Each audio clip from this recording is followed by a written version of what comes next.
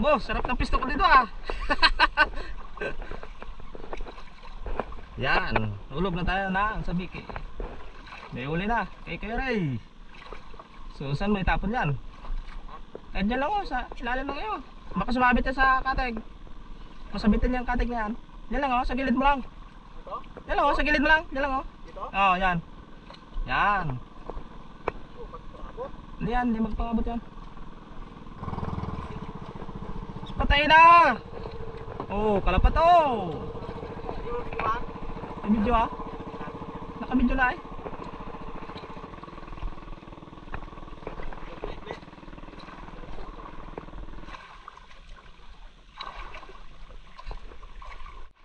Uli, uli.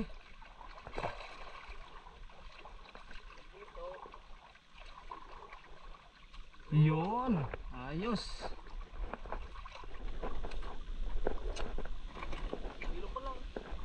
Eh, laro na eh. Lugar niya. Yung pistuan niya. Ah, uli si Keray. Nako, inabot ang tawil. Ah, naunaan ka. Wala, ito pa. Puti. Dalawa mga Ah. sister. Oh, yun, may uli. Dalawa.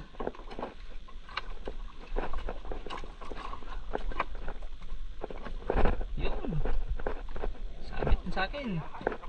Nakauli.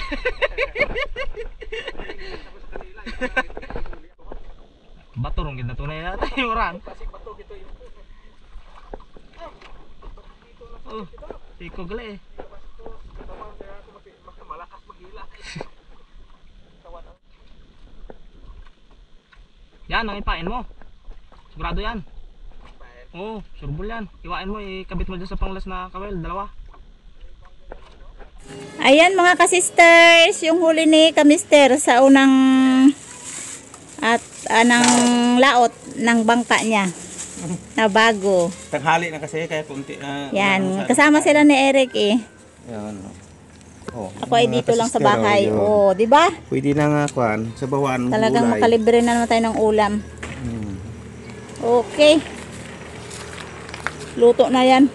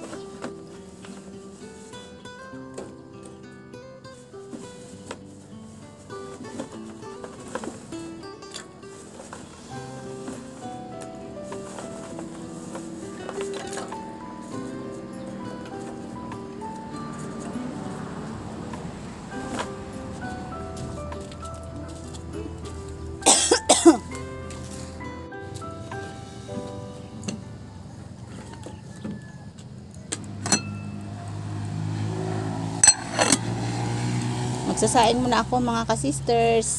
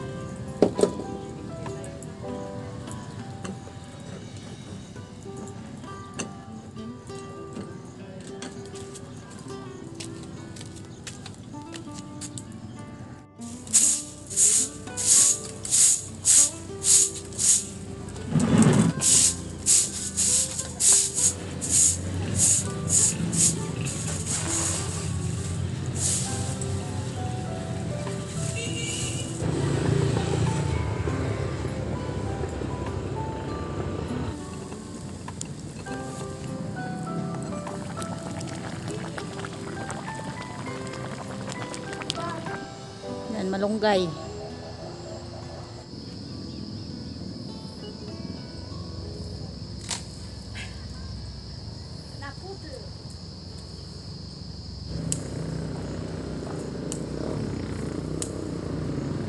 Malunggay na naman. Magandang hapon mga ka-sisters. Ayan, hapon na dito sa amin. At kaninang umaga ay si ka-mister pangawil na walang video. Dahil kasama niya si Eric doon sa bagong bangka namin. At ito yung nahuli niya. Ito yung nahuli ni ka-mister kaninang umaga. At nilinisan ko na kaagad. Tapos nilagyan ng asin para hindi mabulok. Nilagay natin sa freezer muna. At ngayong hapon tayo magluluto ng may sabaw na isda na may malunggay tayong gulay. So, hindi namin naluto ng maagang-maaga pa mga ka-sisters dahil sa busy kami at may inasikaso pa si ka-mister doon sa bangka dahil hindi pa kumpleto talaga yung pag-ayos nun. Wala pang sahig. So, gumawa na siya ng sahig. Kaya hindi natin ang videohan ng maaga. So, ngayon namin iulam papunta na sa gabi. Dahil si ka-mister ay doon pa rin ngayon sa playa, nag-ayos ng kanyang bangka. At nagmamarites. Siyempre may kasamang marites dahil lahat ng mga kasamahan niya doon na may isda ay doon rin nakikinuot. So malunggay tayo. Dahil lagi tayo magmamalunggay at ito talaga yung pasok na pagkain sa akin mga ka-sisters. Yung may sabaw, isda at saka gulay. Yan, iwas-iwas muna ako doon sa may mantika sa ibang mga pagkain na video hindi pasok sa kalusugan natin dahil sa ating naramdaman na hindi maganda sa ating katawan, so kailangan natin mag-adjust na. Ayan, bagamat nakakasawa sa paningin ninyo, pero sa amin ay ito na talaga ang common na ginagawa namin dito mga ka-sisters. Sinabawan, inihaw. So mag-iihaw ako ng isda. Kasi yung kulay pula na isda na nahuli ni ka-mister ay masarap yun inihaw. Saka yung talakitok na malaki, masarap din sabawan. Simpleng sabaw lang. Saka may halong malunggay. Napakasaya na. Kasi maliban sa nakasanayan na natin. So yun na talaga kasi ang sobrang ano namin, sobrang nagustuhan. Yan. Basta may gulay lang na sariwa at sariwang isda din. Napakalasa yung yung sabaw. Kahit walang bitchin upang palasa, basta puro lang ganun ay napakasarap na. Masaya na ang buhay. Ayan, maraming salamat mga ka-sisters doon sa mga nag-advise sa akin tungkol sa na-i-reveal ko nga sa inyo yung nagpa-check up ako tungkol sa aking katawan. So, sobrang thankful ako kay God. Dahil nandyan kayo para mag-advise sa akin, negative or positive. Naging positive po lahat yun sa akin kasi may plano ang Diyos bawat isa sa atin. So, kung ano man yung kalooban niya sa buhay natin, siya po ang masusunod. Maglaga muna ako ng tubig para sa ating sinabawang isda.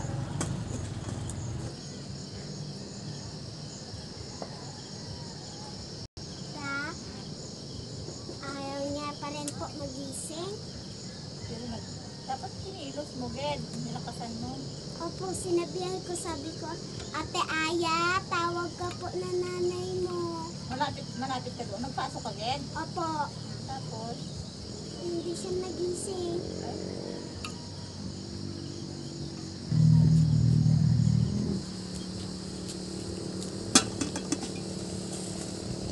nagpakulong tayong tubig. Ilagay natin ang ating sibuyas, kamatis at saka silipang sigang. So, ayan mga ka-sisters, ito yung malaking isda ang ilagay natin.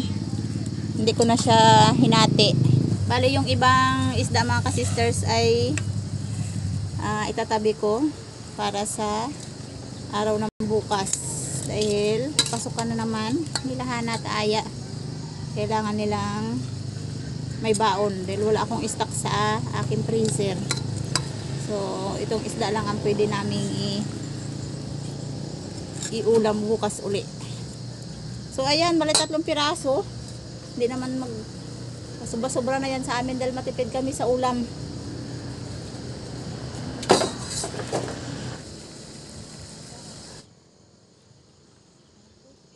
Bukal-bukal. Kumulo na si sabaw. Lagyan natin ng malunggay. Ayan. Si malunggay natin ay nahugasan na mabuti.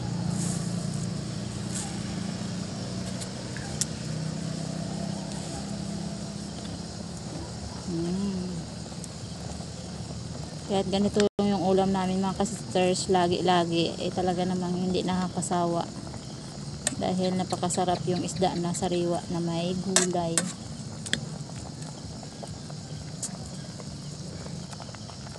At okay na yan. Yan mga ka-sisters, ihaw na tayo dahil nakatapos na ako mag sinabawang isda. So dito tayo sa inihaw. Ang tawag sa isda na to ay parol or tingin dahil malaki ang mata. Ang sarap to inihaw at saka pinirito. So iwas-iwas muna tayo sa pinirito, ay ihaw muna. Yan, tama na yung 4.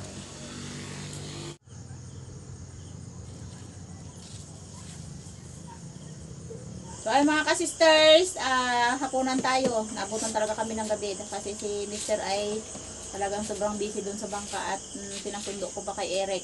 So ayan, simpleng ulam pero napakasarap na para sa amin. Pray tayo. Maraming salamat o Diyos sa patuloy na pag-iingat sa bawat sa amin. Salamat sa buhay. Salamat sa iyong pabor na lagi na kami nilong nagpapakala in Jesus' name. Amen. Gutom na, gutom. Gutom talaga mag-inabot ng gabi yung gawa ng pagka. Ang pintura pa. Yung malaking mamsa, hindi ko na dinaya. Bakit na yan? Bakbakin na. Marami sana. Kung hindi na nagkalagot-lagot yung mga kawil ko, malaki sana ng mamsa yung ano. Lagot talaga yung kawil ko nila. Ano na. Ihaw. Diba ako marami ihaw? Kailangan talaga. Kain kayo, kain na. Madali ka talaga. So, ilagay mo dito. Meron. Binuksan ako. Baka nagligid. Ito oh. Dito na. Ah? Lagyan mo pala yun? Sorry. Hala ko sa tuyo ng lagyan. Nanunugan man tinugon? Ha? Nanunugan? Ito ba? Ito na. Sarap sa inyo. Sabaw mo na ako.